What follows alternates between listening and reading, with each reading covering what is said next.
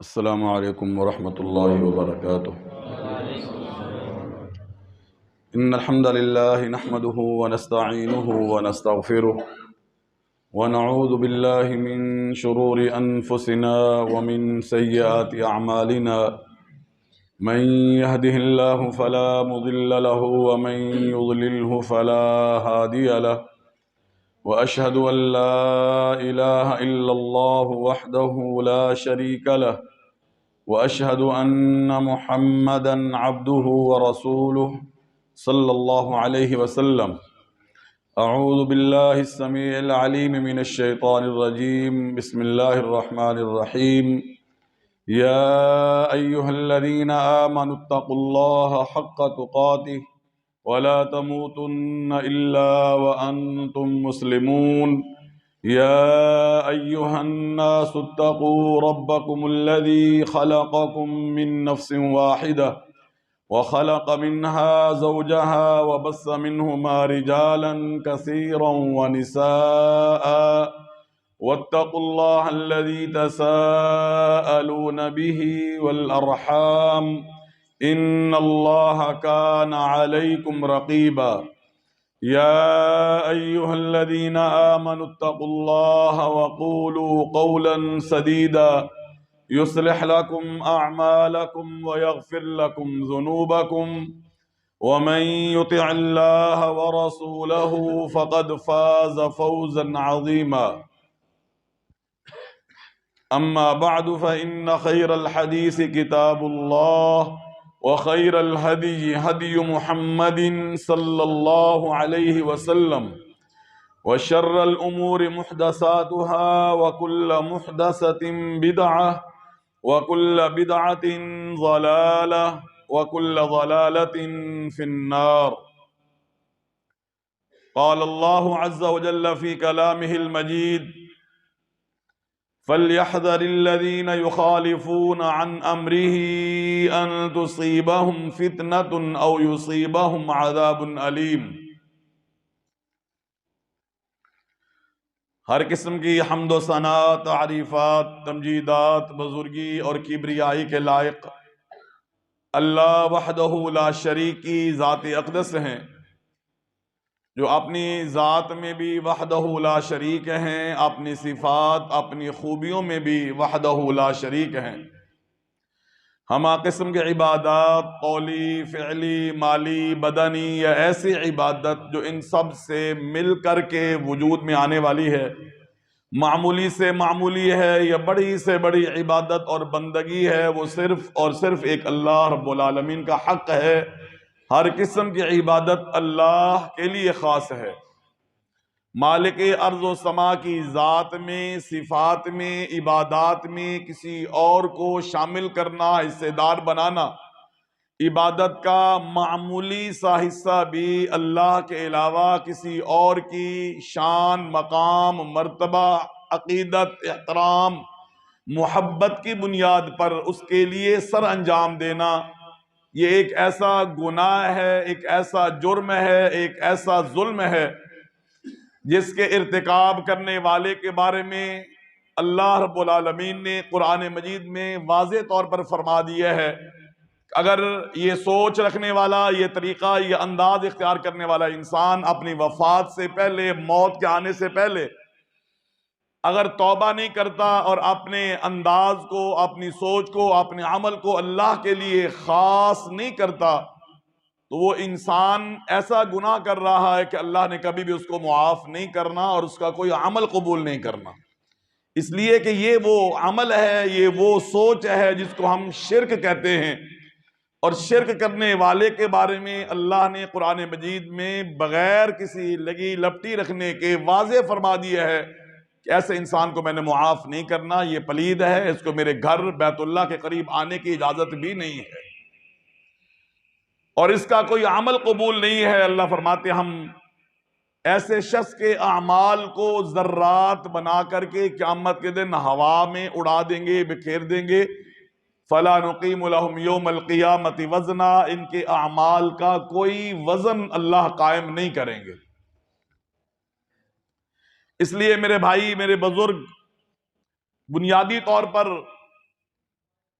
سب سے پہلے ہمیں اپنے خالق اور مالک کو پہچاننا چاہیے، اس کا تعارف حاصل کرنا چاہیے۔ وہ مالک کون ہے، اس کی قدرت کیا ہے، اس کا حق کیا ہے، اس کی پہچان کیا ہے، اس کی شان کیا ہے، اس کے حقوق کیا ہیں، وہ ہم سے چاہتا کیا ہے، وہ راضی کیسے ہوتا ہے، کن باتوں پر ناراض ہوتا ہے، کیسی زندگی گزارنے کے بارے میں اس مالک نے ہمیں کہا ہے۔ پہلے ان چیزوں کو جاننا از حد ضروری ہے۔ اگر آپ ان چیزوں کو جانیں گے، پہچانیں گے، سمجھیں گے اور صحیح معنوں میں اس کو اپنے ذہن میں، اپنے عقیدہ میں، اپنے ایمان میں اس کو شامل کریں گے، تو آپ کے باقی اعمال، باقی انداز اور باقی جو آپ کے کردار ہے اس میں کیے ہوئے اعمال بھی اللہ رب العالمین کی بارگاہ میں قبول ہوں گے۔ اگر ایمان درست نہیں ہے، عقیدہ درست نہیں ہے، نظریہ درست نہیں ہے، مالک کی پہچان نہیں ہے، جو مرضی کر لو، جتنے مرضی بڑے بڑے عمل کر لو، جتنا مرضی خرچ کر لو، جتنے مرضی آپ نے آپ کو تکلیف اور مصیبت میں ڈال لو، کچھ بھی کام آنے والا نہیں ہے۔ اور دوسری چیز جو ہر ایک کے لیے جاننا ضروری ہے، اور وہ یہ ہے کہ جو میں نے یہ اعمال، میں نے جو یہ عبادات، جو میں نے یہ کام کرنے ہیں، وہ کرنے کیسے ہیں، کب کرنے ہیں، کس انداز میں کرنے ہیں، کتنی مقدار میں کرنے ہیں، یہ بھی جاننا ضروری ہے تاکہ عمل اس کے مطابق ہو۔ یہ وہ ہے جس کو ہم سنت کہتے ہیں۔ پہلی چیز جس کو ہم عقیدہ، توحید، ایمان کہتے ہیں، اور دوسری چیز کہ ہم نے یہ اعمال کرنے کیسے ہیں، اس کا طریقہ کار کیسا ہونا چاہیے۔ اس چیز کے جاننے اور پہچاننے کو سنت پر ایمان، سنت کی پہچان، سنت پہ عمل کہتے ہیں۔ تو جس طرح عمل کی قبولیت کے لیے اور کامیابی کے لیے عقیدے کا ٹھیک ہونا ضروری ہے، اسی طریقے سے آپ کا عمل اللہ کے رسول صلی اللہ علیہ وسلم کے طریقے کے مطابق ہونا بھی ضروری ہے۔ یہ دونوں چیزیں لازم اور ملزوم ہیں۔ اگر آپ کا عمل سنت کے مطابق نہیں تو وہ بھی کسی کام کا نہیں ہے۔ اللہ کے نبی صلی اللہ علیہ وسلم کو اللہ نے قرآن دیا، قرآن آپ پہ نازل کیا، اور قرآن اللہ کی کلام ہے جو کہ ایک معجزہ ہے، فصاحت و بلاغت کی بے مثال کتاب ہے، کہ اپنے آپ کو زبان داں اور بڑے بڑے ادیب کہلانے والے عرب، اللہ نے ان کو چیلنج کیا کہ آپ اس جیسی ایک صورت بنا کر کے لاؤ، پیش کرو کہ اس کے اندر اعجاز، انداز، بیان، فصاحت، بلاغت قرآن مجید جیسی ہو، اللہ کی کلام جیسی ہو۔ اللہ فرماتے ہیں تم نہ کبھی کر سکے ہو پہلے، اور نہ کبھی ایسا تم کر سکو گے، کیونکہ یہ اللہ کی کلام ہے اور تمہارے میں سے کسی کے لیے اس جیسی کلام لانا ممکن ہی نہیں ہے۔ اللہ نے چھوٹی چھوٹی عبارتوں کے اندر بڑی بڑی باتوں کو بیان فرمایا ہے، اس لیے اس کی وضاحت کے لیے بھی اللہ نے خود بندوبست کیا ہے۔ سورۃ قیامہ کے اندر اللہ فرماتے ہیں فَإِذَا قَرَأْنَاهُ فَاتَّبِعْ قُرْآنَهُ ثُمَّ إِنَّ عَلَيْنَا بَيَانَهُ۔ اے محمد صلی اللہ علیہ وسلم، جب ہم اس قرآن کو آپ پر پڑھ رہے ہوں، وحی نازل ہو رہی ہو نا، اس وقت آپ اس کو توجہ سے، غور سے سنیں، اور جو پڑھا جا رہا ہے اس کو آپ اختیار کیجئے، اس کے ساتھ چلیے۔ اس کی وضاحت ہمارے ذمے ہے، اس کی وضاحت بھی ہم کریں گے۔ اب اس وضاحت جو قرآن کی شرح ہے، جو قرآن کی تفسیر ہے، جو قرآن کا بیان ہے، وہ اللہ رب العالمین نے کس کے ذریعے کیا ہے؟ جناب محمد الرسول اللہ صلی اللہ علیہ وسلم کے ذریعے۔ ذرا بات کو سمجھنا، ہمارا آج کا موضوع ہے سنت کی اہمیت کیا ہے، اس چیز کو سمجھنا میرے بھائی۔ اللہ نے فرمایا قرآن نازل ہو، آپ نے اس کے ساتھ ساتھ پڑھنا ہے، چلنا ہے، اس کو سننا ہے، اس کی وضاحت ہمارے ذمے ہے۔ اور پھر اس کی وضاحت کی جب باری آئی تو مالک نے سورۃ نحل میں فرمایا، 14ویں پارے میں فرمایا وَأَنزَلْنَا إِلَيْكَ الذِّكْرَ لِتُبَيِّنَ لِلنَّاسِ مَا نُزِّلَ إِلَيْهِمْ وَلَعَلَّهُمْ يَتَفَكَّرُونَ۔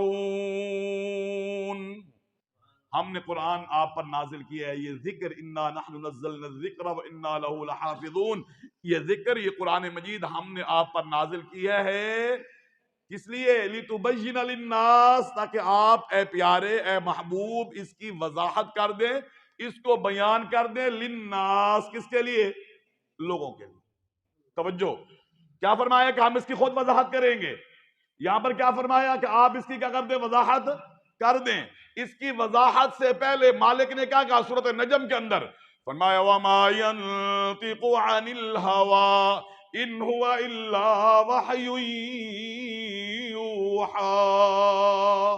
اے محمد صلی اللہ علیہ وسلم، آپ کا بولنا، آپ کا کلام کرنا، جو آپ دین کے بارے میں بیان فرماتے ہیں نا، اللہ نے آپ پر ایمان لانے والوں کو کہا کہ میرا حبیب، میرا محبوب، میرا پیغمبر اپنی مرضی سے دین کے معاملے میں بولتا نہیں، کہ جو جی میں آیا، جو اچھا لگا، جیسا دل نے کیا ویسا ہی آپ نے کر لیا، یا ویسے ہی آپ نے کہہ دیا، یا ویسے ہی آپ نے بیان کر دیا۔ میرا حبیب ایسا نہیں کرتا، بلکہ جو میرا نبی بولتا ہے، بیان کرتا ہے، وہ میری طرف سے وحی ہوتی ہے، میں وحی اس کے دل میں اتارتا ہوں، میں اس کو بتاتا ہوں، تو میرا حبیب اس کو آگے بیان کرتا ہے۔ معلوم یہ ہوا کہ قرآن کی وضاحت میں جب اللہ کے نبی صلی اللہ علیہ وسلم بولتے ہیں، بیان فرماتے ہیں، جس کو ہم سنت کہتے ہیں، یا آپ عمل کر کے دکھاتے ہیں، تو وہ کس کی طرف سے ہوتا ہے؟ اللہ کی طرف سے۔ اس لیے 15ویں پارے میں سورۃ بنی اسرائیل میں اللہ ایک آیت میں فرماتے ہیں، فرمایا وَلَا تَقْفُ مَا لَيْسَ لَكَ بِهِ عِلْمٌ، اے میرے حبیب، جس چیز کے بارے میں معلوم نہ ہو، علم ہم نے آپ کو نہ دیا ہو، اس کے بارے میں آپ نے کچھ کہنا نہیں۔ کیوں؟ کیونکہ جو آپ فرمائیں گے وہ ہماری طرف سے ہے، وہ دین ہے لوگوں کے لیے، وہ لوگوں کے لیے شریعت ہے، وہ لوگوں کے لیے ایک مثال ہے، اور لوگوں کے لیے شریعت ہم نے نازل کی ہے۔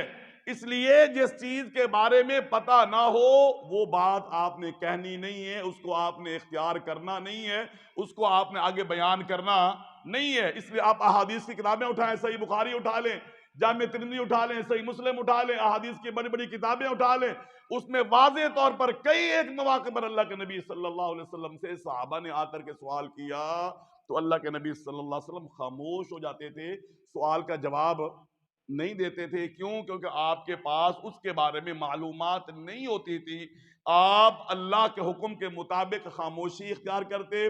صحابہ کہتے ہیں دیکھتے ہی دیکھتے ہم دیکھتے اللہ کے نبی صلی اللہ علیہ وسلم کا انداز، آپ کی کیفیت، آپ کے چہرے مبارک کی رنگت جو ہے وہ تبدیل ہونے لگتی، کیونکہ جب آپ پر وحی نازل ہوتی، آپ پر بوجھ پڑتا تھا، چہرہ آپ کا سرخ ہو جایا کرتا تھا، آپ آگے کو جھک جایا کرتے تھے۔ ہم دیکھتے اللہ کے نبی صلی اللہ علیہ وسلم کی کیفیت بدل رہی ہے، سخت سردیوں کے موسم میں بھی آپ کو گرمی کی طرح پسینہ آنا شروع ہو جاتا، جو اس بات کی علامت ہوتی کہ وحی کا نزول شروع ہو گیا ہے۔ اور اللہ کے نبی صلی اللہ علیہ وسلم کی جب یہ کیفیت ختم ہوتی، آپ نارمل حالت میں واپس آتے، آپ پوچھتے این السائل، جس نے ابھی مسئلہ پوچھا تھا وہ کہاں ہے، ذرا اس کو بلاؤ۔ یا رسول اللہ میں موجود ہوں۔ اللہ کے نبی فرماتے ہیں کہ ابھی جبریل نے آ کر کے مجھے بتایا ہے آپ کے سوال کا جواب یہ ہے۔ اس سے کیا بات سمجھا رہی میرے بھائی؟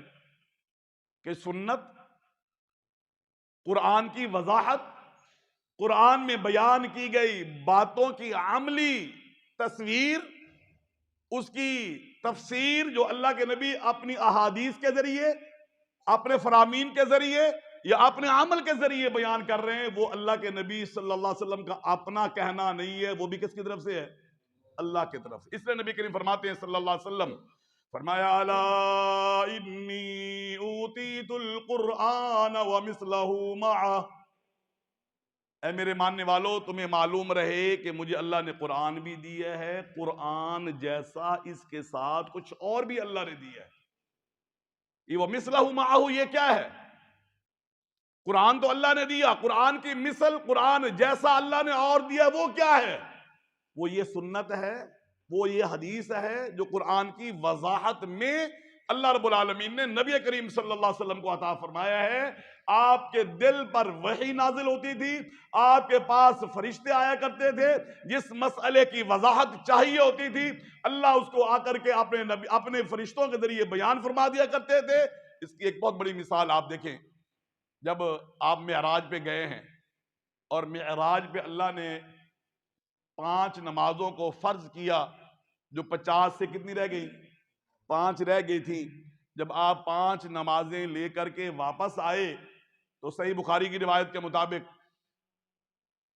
اور اسی طریقے سے جامع ترمذی کی روایت کے مطابق اگلے دن رات کو معراج، اسراء معراج، اگلے دن جناب جبریل تشریف لائے اور جناب جبریل علیہ السلام نے ان 5 نمازوں کو 2 دن اللہ کے نبی کو پڑھائی کہ پہلے دن ایک وقت میں، دوسرے دن دوسرے وقت میں، 5 نمازیں ایک دن، 5 نمازیں دوسرے دن پڑھائیں، اور دوسرے دن کہا کہ اے محمد صلی اللہ علیہ وسلم، آپ کی نماز کا جو وقت ہے، جو اللہ نے فرض کی ہیں 5 نمازیں، یہ جو میں نے کل پہلے وقت میں، دوسرے دن آخری وقت میں پڑھائی ہیں، آپ کی نماز کا وقت ان 2 وقتوں کے درمیان۔ اس واقعے سے، اس حدیث سے کیا چیز سمجھ آ رہی ہے کہ جب اللہ نے نماز دے کر کے بھیجی تو اگلے دن ہی جناب جبریل کو بھیج کر کے اس کا وقت بھی بتا دیا، اس کا طریقہ بھی بتا دیا، اس کی رکعات بھی بتا دی، اس کا انداز بھی اللہ نے بتا دیا۔ معلوم یہ ہوا کہ سنت بھی کس کی طرف سے ہے؟ اللہ کی طرف سے۔ اس لیے 5ویں پارے میں اللہ رب العالمین نے 2 آیتوں میں ایک مسئلہ بیان کے جو یہی ہے، اور وہ کیا ہے؟ اللہ فرماتے ہیں وَمَا أَرْسَلْنَا مِن رَّسُولٍ إِلَّا لِيُطَاعَ بِإِذْنِ اللَّهِ۔ لوگوں، ہم نے اس پیغمبر کو آپ کی طرف مبعوث کیا ہے، ہم نے آپ کی طرف بھیجا ہے۔ کس لیے بھیجنے کا مقصد کیا ہے؟ لِيُطَاعَ بِإِذْنِ اللَّهِ، اللہ کے حکم کی وجہ سے ان کی باتوں کو مانا جائے، ان کی اطاعت کی جائے، ان کے کہنے پہ عمل کیا جائے، ان کی فرما برداری اختیار کی جائے۔ کس کی وجہ سے؟ فرمایا بِإِذْنِ اللَّهِ، اللہ کی وجہ سے، اللہ کے حکم کی وجہ سے۔ معلوم کیا ہوا کہ نبی کریم صلی اللہ علیہ وسلم کی اطاعت اور فرما برداری کا حکم کس نے دیا ہے؟ اس لیے اللہ نے کہا کہ کہیں تم یہ نہ سمجھنا کہ سنت میں اللہ نے کہا یہ قرآن میں ہے لہذا اس کا درجہ زیادہ ہے، اس کا درجہ کم ہے، اس کی خیر ہے، اس کو پر لینا ضروری ہے۔ نہیں، 5ویں پارے میں اللہ نے ایک اور آیت بیان فرمائی، اور اس میں کیا فرماتے ہیں؟ فرمایا مَن یُطِعِ الرَّسُولَ فَقَدْ أَطَاعَ اللَّهَ، جس آدمی نے میرے پیغمبر کی بات کو مانا، جس آدمی نے میرے رسول کی اطاعت کی، نہ ان کی باتوں کو اختیار کیا، فقد اطاع اللہ، اس نے اللہ کی فرما برداری کی ہے، اس نے اللہ کی اطاعت اختیار کی ہے۔ معلوم یہ ہوا جس طرح قرآن کو ماننا ضروری ہے، جس طرح قرآن پہ عمل کرنا ضروری ہے، جس طرح قرآن کو سمجھنا ضروری ہے، اسی طریقے سے جناب محمد الرسول اللہ صلی اللہ علیہ وسلم کی سنت کو، آپ کی حدیث کو، آپ کے عمل کو، آپ کے فرامین کو جاننا بھی ضروری ہے، اس کے مطابق عمل کرنا بھی ضروری ہے۔ اور ہے کس کی طرف سے؟ اللہ کی طرف سے۔ اور سنت کو ماننا یہ کیا ہے؟ اللہ کی بات کو ماننا ہے، کیونکہ یہ بھی کس کی طرف سے ہے؟ اللہ کی طرف سے ہے۔ اب اس کی اہمیت کو آپ اندازہ لگائیں اس بات سے، جناب عمر ابن الخطاب رضی اللہ تعالی عنہ اللہ کے نبی صلی اللہ علیہ وسلم کی مجلس میں بیٹھے تورات کا ایک صفحہ پڑھ رہے ہیں۔ اللہ کے نبی کی نظر پڑ گئی کہ میری موجودگی میں جناب عمر تورات کا آسمانی کتاب ہے، جناب موسیٰ علیہ السلام پہ نازل ہوئی ہے، اللہ کی طرف سے آئی ہے، اس کی تلاوت کر رہے ہیں، اس کا مطالعہ کر رہے ہیں، اس کو پڑھ رہے ہیں۔ اللہ کے نبی صلی اللہ علیہ وسلم نے دیکھا آپ کے چہرے کی رنگت بدلنے لگی، آپ کے ناراضگی کے آثار آپ کے چہرے پہ عیاں ہونے لگے، چہرہ مبارک آپ کا جو ہے سرخ ہونے لگا۔ جناب صدیق اکبر رضی اللہ تعالیٰ عنہ مجلس میں موجود ہے، جب اللہ کے نبی کی کیفیت کو دیکھا، انداز کو دیکھا، چہرہ مبارک کو دیکھا، چہرے سے پہچان جانے والے اللہ کے نبی اس وقت تو خوش ہیں، اللہ کے نبی اس وقت پریشان ہیں، اس وقت اللہ کے نبی غصے میں ہیں، ناراضگی کا انداز ہے کیا ہے، چہرے سے پہچان لینے والے۔ اللہ اکبر، اللہ اکبر۔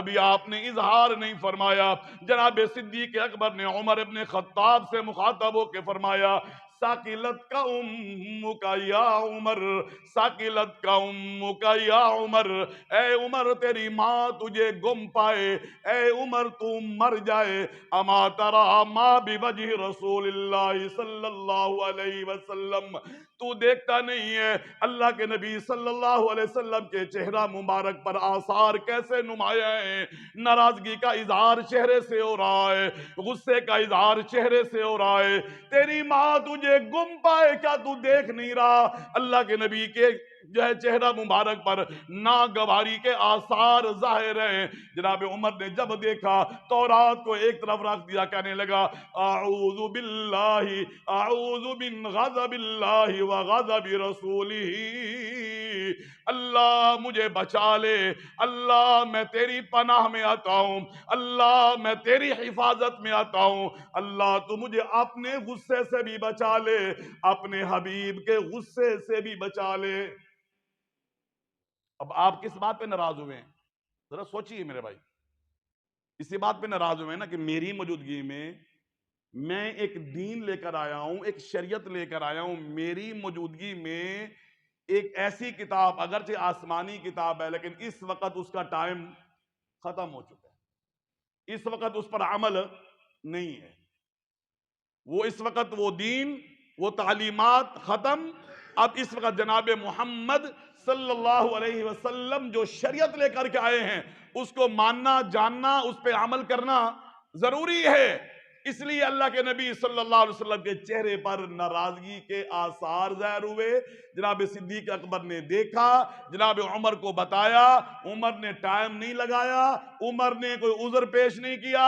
ہماری طرح ہوتے تو کیا ہو گیا، ہم نے کیا کر لیا ہے، ہم نے آسمانی کتابی پڑھی ہے نا، یہاں پر لوگ جمعراتیں کر رہے ہیں، ختم کر رہے ہیں، گیارہیاں کر رہے ہیں، 40واں ہو رہا ہے، برسی ہو رہی ہے، اپنی مرضی منمانی ہو رہی ہے، اور دلیل کیا پیش کر رہے ہیں کہ ہم نے کون سا گناہ کر لیا، ہم نے قرآن ہی پڑھا ہے نا، ہم نے ختم ہی دیا ہے نا، ہم نے کون سا بڑا جرم کر لیا۔ جرم یہی ہے کہ جو آپ کر رہے ہو میں نبی کریم کے طریقے کے مطابق نہیں ہے، نبی کریم کی سنت کے مطابق نہیں ہے، اللہ کے نبی کے تعلیمات کے مطابق نہیں ہے۔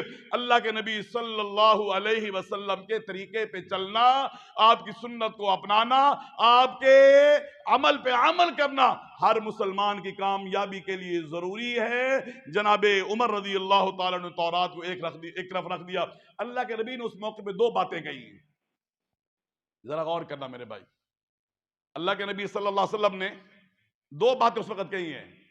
آپ نے فرمایا کہ لوگوں، اگر آج موسیٰ علیہ السلام آ جائیں، آج اگر موسیٰ آ جائیں، لو بدا لکم موسیٰ، اگر موسیٰ علیہ السلام آج ظاہر ہو جائیں، فاتبعتموہ وترکتمونی، تم ان کی پیروی کرنے لگو، ان کے پیچھے چلو، ان کے کہنے پہ عمل کرو، ان کے طریقے کے مطابق اپنے اعمال بناؤ، وترکتمونی، مجھے تم چھوڑ دو، میرے عمل کو چھوڑ دو، میری رہنمائی کو، میری تعلیمات کو، میری سنتوں کو چھوڑ دو، اور موسیٰ علیہ السلام کے کہنے پر ان کے طریقے کے مطابق عمل کرنا شروع ہو جاؤ، لَظَلَلْتُمْ عَنْ سَوَاءِ السَّبِيلِ، تو سمجھ لو تم سیدھے راستے سے بھٹک جاؤ گے، گمراہ ہو جاؤ گے، ہٹ جاؤ گے۔ ایک جملہ آپ نے یہ کہا، دوسرا جملہ آپ نے فرمایا کہ لَوْ كَانَ مُوسَىٰ حَيًّا مَا وَسِعَهُ إِلَّا اتِّبَاعِي، اگر آج موسیٰ علیہ السلام زندہ ہوتے، موجود ہوتے، تو ان کے لیے بھی کوئی راستہ دوسرا موجود نہ ہوتا سوائے اس کے کہ وہ بھی میری پیروی کرے، میرے کہنے پہ چلے، میری سنتوں کو اپنائے، میرے طریقے کو اختیار کرے۔ اگر وہ میرے پیچھے چلتا تو وہ بھی بچ پاتا، وگرنہ وہ بھی نہ بچ۔ اب ان دونوں باتوں کو آپ نے پیش نظر رکھے اور پھر آپ نتیجہ خود نکالیں کہ سنت کی اہمیت کیا بنتی ہے۔ کہ موسیٰ کون ہے؟ علیہ الصلوۃ والسلام اللہ کے پیغمبر، اور پیغمبر عام بھی نہیں ہیں، اولو العزم پیغمبر ہیں۔ کون پیغمبر ہیں؟ اولو العزم، یعنی بڑے پیغمبروں میں سے، جو بڑے 7-5 پیغمبر ہیں نا، ان میں سے ایک ہیں، کوئی عام پیغمبر نہیں ہے۔ صاحب شریعت، صاحب کتاب ہیں، وہ جن سے اللہ نے کلام کی ہے، جن کو کہتے ہیں اللہ کے لاڈلے پیغمبر ہیں۔ یہ اللہ نے بار بار ان کی باتوں کو مانا ہے۔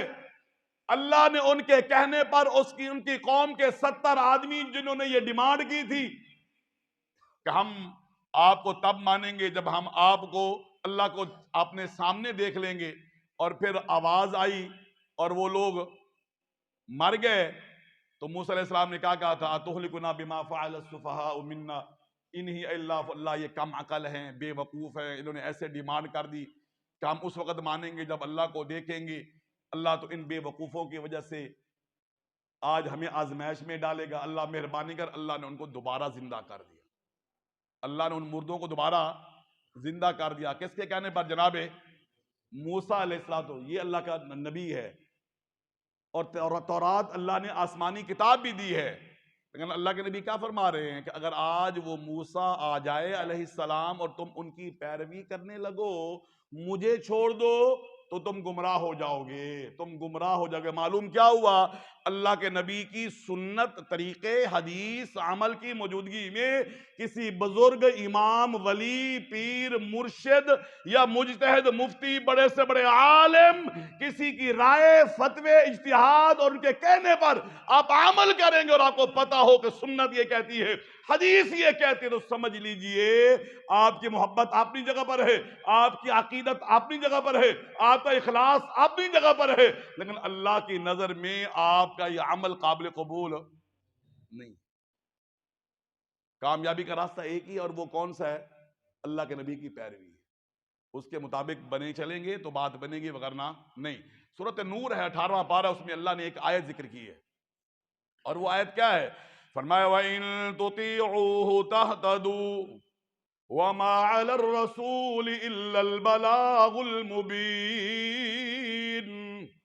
اے پیارے حبیب، اگر یہ لوگ آپ کی بات مانیں گے تو ہدایت پائیں گے، بات مانیں گے تو ہدایت پائیں گے۔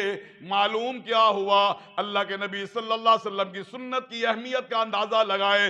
سنت پہ چلیں گے تو ہدایت ملے گی، سنت سے ہٹ جاؤ گے تو عمل بیکار ہے، عمل رائے گاں ہے، عمل ضائع ہے، اپنی مرضی من مانی کرو گے، جتنا مرضی اس میں انویسٹ کر لو، جتنا مرضی پیسہ دے دو، جتنی مرضی اپنی مشقتیں برداشت کر لو، اللہ کے نبی کے طریقے کے مطابق عمل نہیں ہے تو ایمان والو وہ عمل قابل قبول۔ اچھا، مجھے اور آپ کو اختیار ہے کہ ہم اپنی مرضی کریں، اللہ کے نبی کی بات کو مانیں یا نہ مانیں؟ کیا ہمیں یہ اختیار ہے؟ ہمیں اختیار ہی نہیں ہے میرے بھائی، پہلی بات یہ سمجھے۔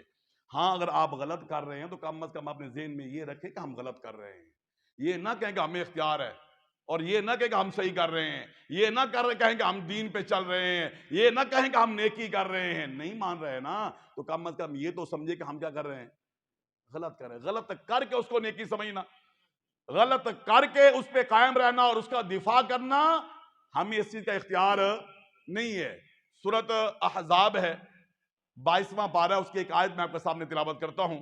اللہ رب العالمین نے اس میں کیا بیان کیا ہے، اس کو ہم پھر اس کے میں سے سبق کیا نکلتا ہے وہ بھی میں آپ کے سامنے ذکر کرتا ہوں۔ اللہ فرماتے ہیں وَمَا كَانَ لِمُؤْمِنٍ وَلَا مُؤْمِنَةٍ إِذَا قَضَى اللَّهُ وَرَسُولُهُ أَمْرًا أَن يَكُونَ لَهُمُ الْخِيَرَةُ مِنْ أَمْرِهِمْ وَمَن يَعْصِ اللَّهَ وَرَسُولَهُ فَقَدْ ضَلَّ ضَلَالًا مُبِينًا۔ اللہ فرماتے ہیں وما کان لمؤمن ولا مؤمنۃ، کسی مومن مرد کو اور کسی مومن عورت کو یہ اختیار ہی نہیں ہے جب اللہ اور اس کا رسول کسی معاملے میں فیصلہ کر دیں، طریقہ متعین کر دیں، عمل بتا دیں، راستہ واضح کر دیں، کسی مومن مرد کو عورت کو یہ اختیار ہی نہیں ہے اس کو قبول کرے یا نہ کرے، اس کے لیے اس کو ماننا کیا ہے؟ ضروری ہے۔ اور اگر آپ نہیں مانیں گے، نافرمانی کریں گے، تو اللہ خود فرماتے ہیں فَقَدْ ضَلَّ ضَلَالًا مُبِينًا، لوگوں وہ واضح طور پر کھلم کھلا سب کو نظر آ رہا ہے کہ وہ بندہ بھٹک چکا ہے، وہ بندہ ہٹ چکا ہے راستے سے، وہ صحیح طریقہ بار نہیں ہے، جس کا یہ انداز ہے۔ معلوم کیا ہوا کہ سنت کی اہمیت، سنت کو ماننا ضروری ہے، اس پر ایمان لانا ضروری ہے۔ دوسری چیز یہ ذہن میں رہے کہ سنت قرآن کو بیان کرنے والی ہے۔ سنت کیا کرنے والی ہے؟ قرآن کو بیان کرنے والی۔ ہم وضو کرتے کہ نہیں کرتے؟ وضو کرتے نا نماز سے پہلے۔ اب وضو کا کرنا قرآن میں اتنا کہا ہے اذا قمتم الى الصلاة فاغسلوا وجوہکم وایدیکم الى المرافق وامسحوا برؤوسکم وارجلکم الى الکعبین۔ کتنی چیزیں ذکر کی ہیں؟ 4۔ جب نماز کا پروگرام ہونا، ارادہ ہو، تو تم نے یہ 4 اعضاء کو، 3 کو دھونا ہے، 1 کا مسح کرنا ہے، یہی کہا ہے نا۔ ہم کیا کرتے ہیں؟ ہم ہاتھ دھوتے ہیں، ہاتھ دھونے کے بعد پھر کلی، یہ کلی کہاں سے آ گئی ہے؟ قرآن میں تو نہیں ہے۔ ناک میں بھی پانی ڈالتے ہیں، یہ بھی قرآن میں چہرہ دھونے کا ذکر ہے، قرآن میں چہرہ دھونے کا ذکر ہے، کلی کرنے کا، ناک میں پانی ڈالنے کا ذکر نہیں ہے۔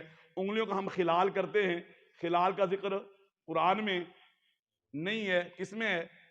حدیث کے اندر ہے۔ پھر ایسے ہی جب ہم چہرہ دھوتے ہیں اور پھر اس کے بعد داڑھی کا خلال کرتے ہیں، یہ تو قرآن مجید میں کہیں پر بھی نہیں ہے، اس میں صرف چہرہ دھونے کا ذکر ہے، چہرہ دھونے کا ذکر ہے، اس میں خلال کا کوئی ذکر نہیں ہے۔ پھر آپ مسح کرتے ہیں، مسح کیسے کرتے ہیں؟ یہاں سے شروع کرتے ہیں، پیچھے لے جاتے ہیں، پیچھے سے واپس لے آتے ہیں، پھر انگلیاں یہ کان میں ڈالتے ہیں، پورے سوراخوں میں گھماتے ہیں، انگوٹھے سے باہر اس طرح کرتے ہیں۔ یہ عمل کہاں سے لیا ہم نے؟ قرآن میں تو اتنا ہے وَامْسَحُوا بِرُؤُوسِكُمْ، سر پہ ہاتھ پھیرو، سر پہ۔ یہ ہم جو طریقہ ہم بنا رہے ہیں، ہم نے کہاں سے لیا؟ یہ ساری باتیں حدیث سے لی ہے۔ معلوم کیا ہوا؟ حدیث بیان کر رہی ہے کہ وضو کیسے کرنا ہے، نماز پڑھنی ہے، قرآن میں اتنا ہے نماز پڑھو، نماز وَأَقِيمُوا الصَّلَاةَ وَآتُوا الزَّكَاةَ، نماز بھی پڑھو، زکوٰۃ بھی دو۔ لیکن نمازیں کتنی پڑھنی ہیں، کس وقت پڑھنی ہے، پڑھنے کا طریقہ کیا ہوگا، اس کی رکعات کیا ہوں گی، اس میں ہم نے پڑھنا کیا ہے، اس کی ادائیگی کا انداز اور کیفیت کیا ہے، قرآن مجید میں کہیں پر ہے؟ کہیں پر نہیں ملے گا۔ قرآن مجید میں یہ تفصیلات کہیں پر بھی موجود نہیں ہے۔ اللہ نے کہا نماز پڑھو، اور نماز پڑھنے کا طریقہ کس میں ملے گا؟ سنت میں ملے گا۔ اور رب کے حبیب فرما رہے ہیں صلو کما رأیتمونی اصلی، لوگوں نماز پڑھو کیسے؟ جیسے تم نے مجھے نماز پڑھتے ہوئے دیکھا ہے۔ یہ جو آپ کا عمل ہے نا، اسی کو سنت کہتے ہیں، یہ آپ کا طریقہ ہے۔ اور اللہ کے نبی فرما رہے ہیں صلو کما رأیتمونی اصلی، جیسے تم نے مجھے نماز پڑھتے ہوئے دیکھا ہے ویسے تم کیا کرو؟ نماز پڑھو۔ معلوم کیا ہوا؟ کہ قرآن پہ عمل تب ممکن ہے جب سنت پر ایمان ہو، جب سنت کی پہچان ہو، جب سنت کا پتہ ہو، تو قرآن پہ عمل ممکن ہے۔ اگر سنت کا پتہ نہیں تو قرآن پر بھی صحیح معنوں میں عمل نہیں ہو سکتا ہے۔ آپ اسی طرح زکوٰۃ کو لے لیجئے، قرآن میں زکوٰۃ کا ذکر ہے، پر زکوٰۃ کتنی دینی ہے، کس چیز میں سے دینی ہے، کتنی دینی ہے، کب دینی ہے، کس کو دینی ہے، یہ تفصیلات کہاں پر ہیں؟ سونے میں کتنی زکوٰۃ ہے، چاندی میں کتنی ہے، فصل میں کتنی ہے، یہ عام کاروباری چیزوں کے اندر کتنی ہے، پلاٹ کے اندر کتنی زکوٰۃ ہے، جانوروں کی تفصیلات کیا ہیں، ان کی کتنی مقدار پر کتنی زکوٰۃ ہے، یہ قرآن میں کہیں پر بھی موجود نہیں ہے۔ یہ ساری تفصیلات کہاں سے ملیں گی آپ کو؟ قرآن میں یہ ہے کہ حج کرو، وَلِلَّهِ عَلَى النَّاسِ حِجُّ الْبَيْتِ، لوگوں پر لازم ہے، جس کے اندر طاقت ہے وہ بیت اللہ کا حج کرے۔ اب وہ حج سے کیا مراد ہے؟ حج میں کرنا کیا ہے؟ قرآن میں اتنا آیا کہ وہاں پر طواف کرو بیت اللہ کا، قربانی کرو۔ حج کا لفظی معنی ارادہ کرنا، قصد کرنا۔ حج البیت کا معنی ہوگا بیت اللہ